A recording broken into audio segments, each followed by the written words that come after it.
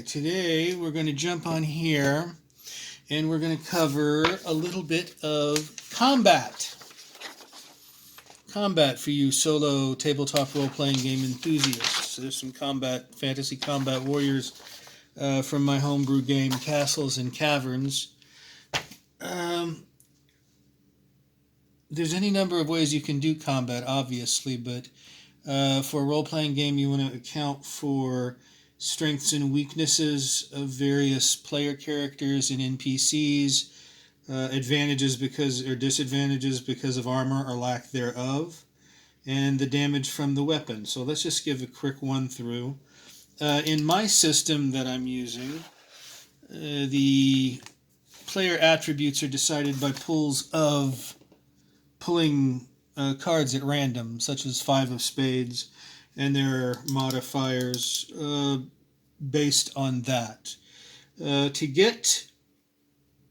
Combat is based on one player and the non-player character or opponent, whether, that's the GM, self, or another player, rolling over what is called the armor class. That's the AC, the armor class. The armor class is determined in my system by rolling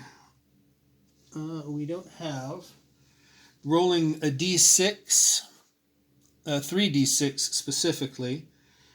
Say you get the number, just out of hypothetically, you get the number 14, and then adding the strength modifier. Say here that it's just as an example 5. So if you had 13 and 5, 16, 17, your armor class would be an astounding 18, which would be very good. And you would roll, or try to roll, your opponent would try to roll an 18 or higher on this d20 right here. In this roll they didn't make it. There's a 17. You would try to do the same thing with your opponent, rolling over or rolling the number of his armor class, his or her armor class, or over, and then if that, and you don't have to do it this way, but you could also have a defense class, which can be, again, a roll of a 3d6 in my system, rolling one of these, or 3 of these d6s. Say you get 11 with that roll, and then you add the fortitude modifier, which would be maybe 3, just as an example. So you'd have a defense class of 14. Now, the difference between the armor class and the defense class is the armor class you're trying to roll over your opponent's armor class. With the defense roll or save, as it were, the half damage roll, as it were, you're trying to roll on a d20 again, but you're rolling under this time.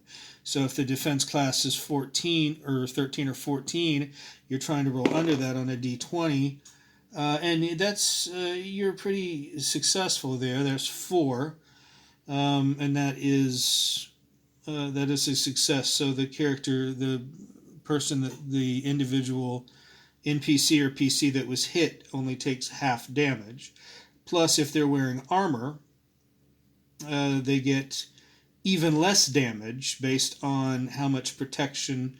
This will be scored in +2, 3 protection that the armor gives. So they're hit still, but they're only going to take half damage.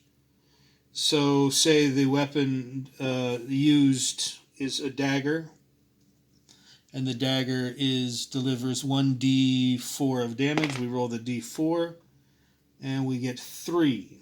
So they take 3 points of damage, but maybe they have a +1 or +2 shield protecting them, so they only take 1 hit of damage.